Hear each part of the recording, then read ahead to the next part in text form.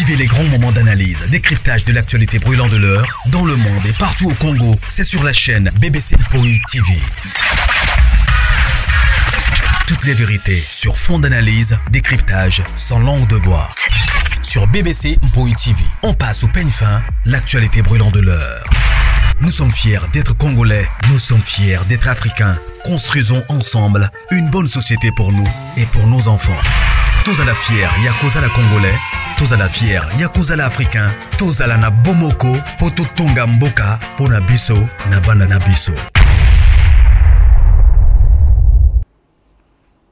Voilà, salut, bonsoir, bonjour.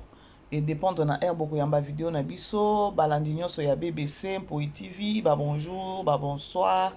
J'espère que vous allez bien. Bonne fête Nabino, bonne fête de Pâques, bon week-end, ils ont long week-end. Alors, tokomisi kanzambe, tokomi susu na journée à l'élo. Tikete nzambe nanga pambola bino, nzambe nanga a bombelanga bino. Merci na balandinyo so, merci na bandinyo so bazo pesa biso confiance, merci na ba benga ba pe ba oko komela biso. Vraiment nzambe nanga a pambola bino. Bandeko, je crois titre na biso na photo ya miniature na biso bomoni. Ils ont participé mawa. Chaque fois BBC Mpoi aloba ke non, nga lorsque na ko sa ba analyse na nga bandeko. Na télé na mingi ba antivalère, liko na on appelle ça conseil et tout et tout. Communauté na biso toza na problème moko très sérieux, il y a compréhension, il y a réflexion, il y a raisonnement, vraiment toza vraiment trop reculé. Na loba boy. Titre bomoni photo ya miniature bomoni bozomona o ezoleka sur les réseaux sociaux. Nandeko na biso Peniel ou azaki moi si à Pasteur Mike. Mais ça m'étonne grave ya komona ke non eza na communauté ou encore eza na bandeko mususu na kati ya communauté o bazolo ba ke non je suis Peniel. Toko pekisa bino ba vie na bino te, toko pekisa bino ba droit na bino te ou ce que oza muto Peniel ezaka yo.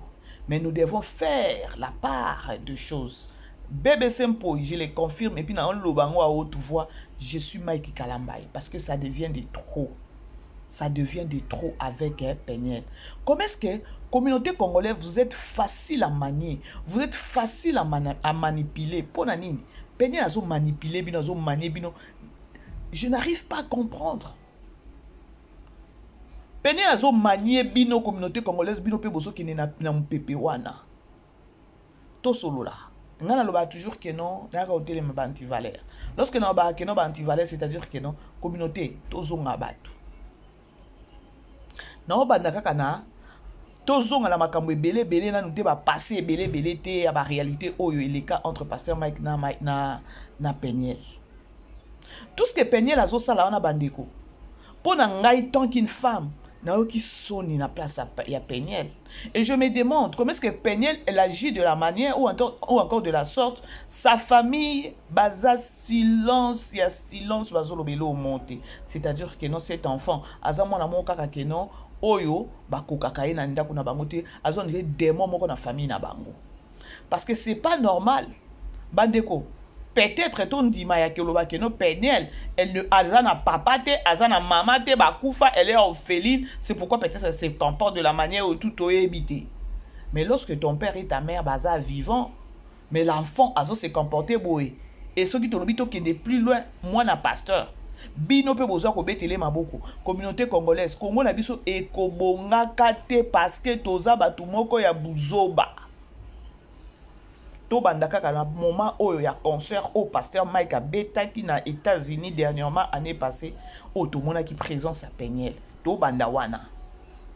To bossa na non ba makamususu oyo abima na ba jackpot, abima soki na ba Denis Lessier, soki na ba nani ba mibali tout oyo abima soki ba Didier banani. Parce que vous oubliez vite. To tchana no entre parenthèses. Bomoni concert oyo fait nani Pasteur Mike Abetaki tout monde qui présence ya Peniel to lobela kango 12 Peniel jusqu'à présent na minute oyo après concert tout monde qui ba pardon ya ki kosenga communauté congolaise pardon on a Peniel ya ki kosenga et puis ça qui bino eloko moko te. Si aujourd'hui pesa bomoni sous Peniel ya bandi ko loba babilo ko moko boye la personne a outi kosenga ba pardon la personne Kaka la même personne a sous abandi ko finga, abandi ko loba di n'importe quoi, bo betele maboko. Pourquoi bo kendaka boye congolais? Pourquoi bo kendaka boye congolais? Position na bino ezaka nini? Bo telemaka wapi congolais? Muto uti ko senga ba pardon awa. Na soni nelongi. Lelo comme souko a ko bêtiser batu kaka oya senga ki pardon. Moi ça me fait très mal lorsque une mère bandeko mama eza oyo amela kataba na nembondo mama tabalobi ke no mwana azana ndoki mama ebi ke no mwana ngana azana ndoki jamais kuta ondima ke no mwana ngana azana ndoki pona nini ko obatela mwana naye menga ezolekela nga mama moko boya bima ya kuganga na makasi nyonso ke no mwana ngana za autiste mwana ngana za autiste pasteur Mike Boy bandeko pourquoi tozo bossa na noki pasteur Mike to mona ka ba photo lorsque les enfants bazaki aux États-Unis bana bazaki na ba po moko boye soki ya ndenge ni on dirait bana bazo vivre soki na Lubumbashi soki wapi soki na Kananga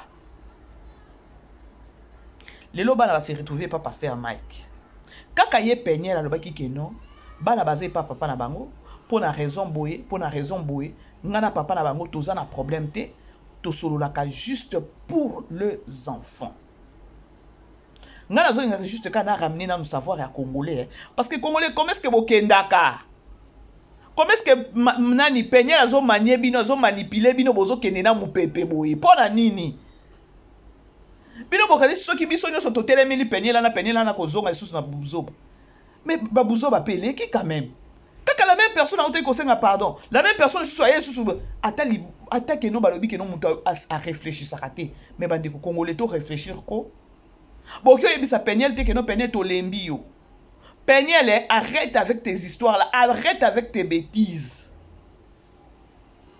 lelo moi naza autiste bana baza bien te pas pasteur Mike bana bazo souffrir pas pasteur Mike bana baza mayele te shada ya utaki ko bima le dernier yango pasteur Mike alingi suswa solo na bana te nani soki zayo naza nani aza soki nini kuna alobaka te et pataki ekitaki une mère qui expose ses enfants à ce niveau maman de ko moi sozo landanga de ko moi sozo landanga tant que maman moi na pendant 9 mois na libumu na yo. Est-ce que tu peux réagir de cette façon? Maman taza mwana zoba ki zengi azana na hôpital bo mona azoba tele kakabo azobomba écoute bato ba mona été donc je sais pas mais lorsque bozo mona penyel aye ko sa ba zoba boy bande ko bozo betele maboko bozo ba je suis penyel bon allez-y comprendre peut-être que no bino nyoso boza bato moko asani moko na ba penyel pour mutu oya ko betela penyel maboko il faut zapper opposer mutu moko za ba dépression franchement. Bandeko, tomoni pasteur Mike azui bana.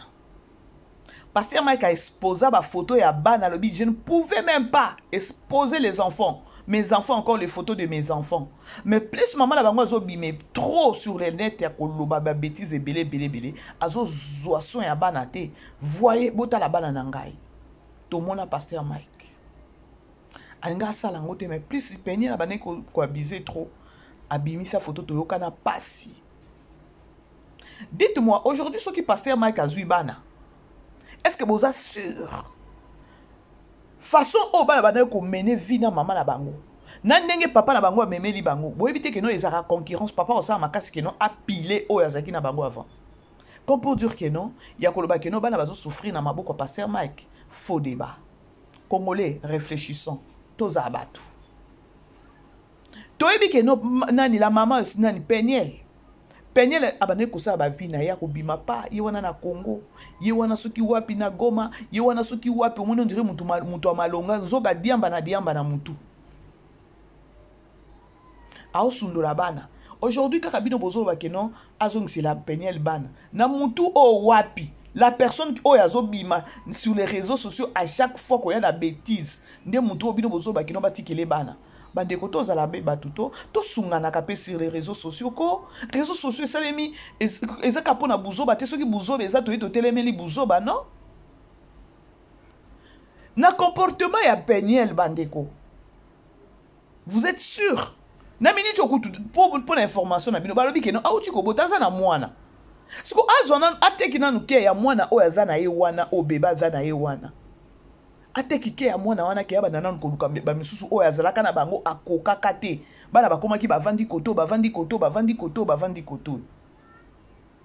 abima ya kola koloba keno pasteur Mike apesaka mbongo te soki $250 soki nini yango wana mobali mosusu akopréféré olena pesaka yo osaki ndumba bete nazwa bana nanga na vanda na bana nanga to réfléchir lokola bato to réfléchir lokola bato ya koloba keno au grand jamais pasteur Mike akoki koéchouer kobokola bana na ye soki eza parmi bato oyo bavivaka vie ya bien baza tala balar na bakini wana pasteur Mike aza comme pour dire que non moins zéro ya koloba que non bana ba souffrir na maboko papa na bango tout ça ezani ni concert to boycotté concert à Zénith Congolais bozozanga ta moyen kozaka na mayele ya ko réfléchir koloba non cette fille oyo aza Jezabel aza démon oyo azolinga ko bebisa musala mobali na ya papa bana na plutôt pardon pour Congolais au vanda oko muto azotinda azotia pe nini bien concert a tie signe ya foi alors bito boycotté il y aura pas de concert mais allez-y comprendre déjà vision mon touté hein allez-y comprendre parce que biso to yebi atake no er moko ba combat musu to zwa kezara ya molimo e mona na nango te to yebi kaka no to za na combat ya molimo mais oyo kutu pasteur Mike azoye ba keno e bimi na molimo e komi na musuni ne oyo penyela azo bundisa pasteur Mike bandi ko to zo agentiko to ye kolobela pasteur Mike te awa keno pasteur Mike aza saint non mais total la musala mutu azo sala azana mabe na ye azana mabe na été mais il est au moins responsable ngana yebi muluba oyo ya rejeta kabana te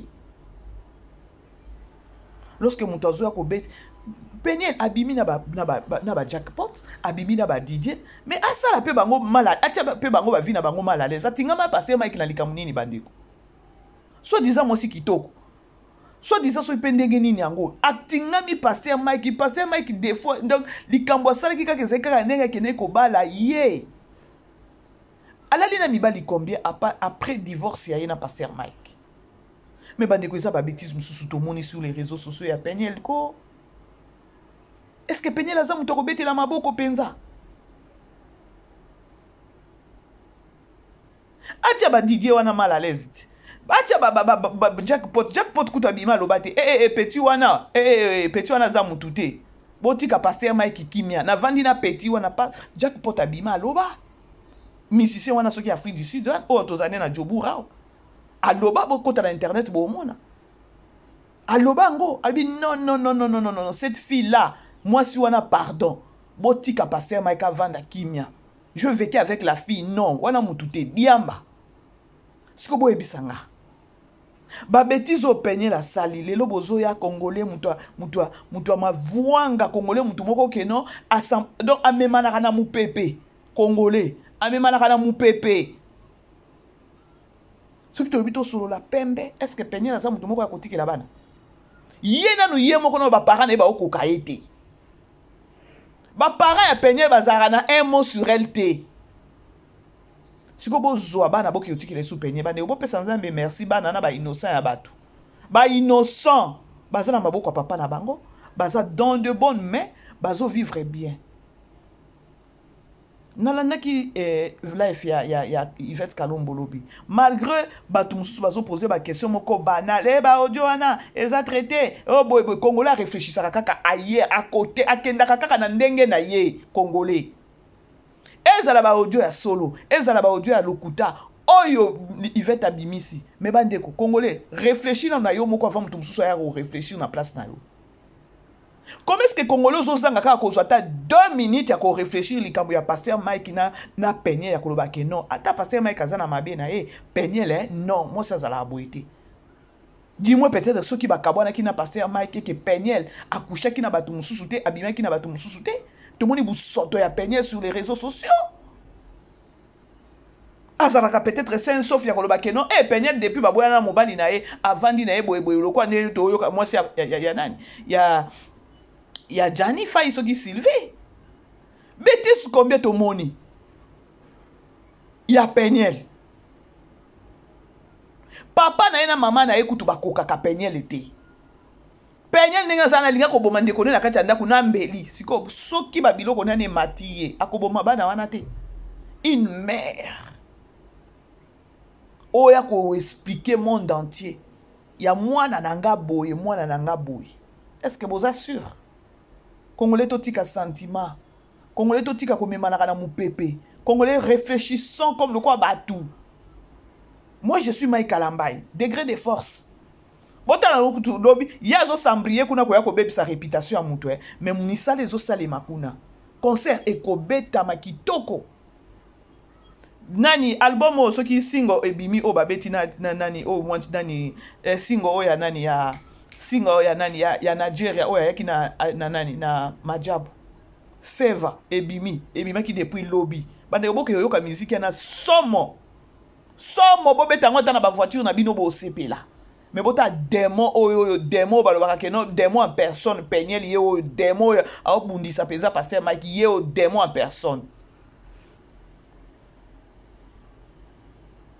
Ngai mwana nanga azala mayele te mwana nanga za kizengi je peux pas ko belelango na fongola porte parce que na ye et puis ozoko lobango sur les réseaux sociaux ebi mitema bato ebi milimo bato papa bana na yo aza star oyebi ba combat oya lekanaka nango te na misala oya azalaka nango peut-être azala ba prière à protéger bana na mais toi tu viens exposer tes enfants à toi maman ndeko mwasi soki ozobetela penienne maboko please silama bandeko ko exposer mutu momoni pouvoir ya parole ezala mususu. Moi na yo aza autiste mais toi tu viens ozoya kolobango azala kapé toto lobape azala kapé bongo est-ce que tu dois venir koya kolobango nengo ozoya kolobana porte ni nozo fongola bana na yo porte ni nozo fongola bana na yo soko yebaki mwana no azaki bongo mbele yo mamo vanda na bana na bien mbele banda otika bana toke osaki ndumba te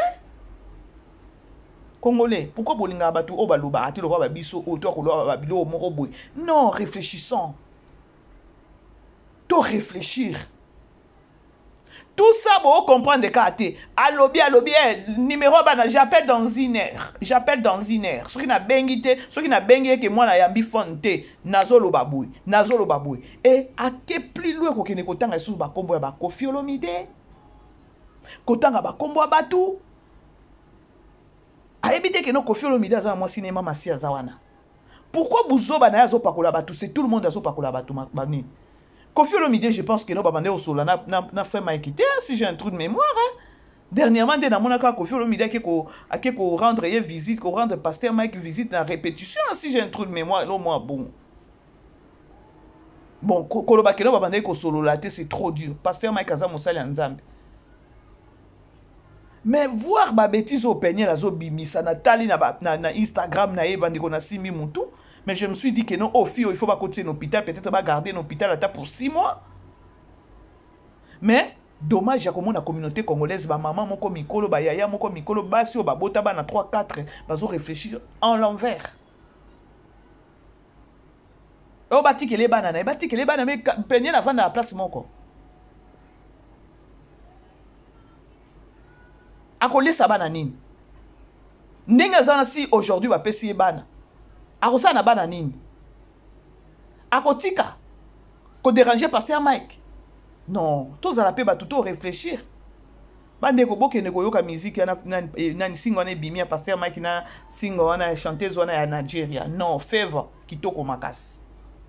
Alors bref bandeko eza likambuya ba aboykote nini Zénith mais eko salema concert eko leka.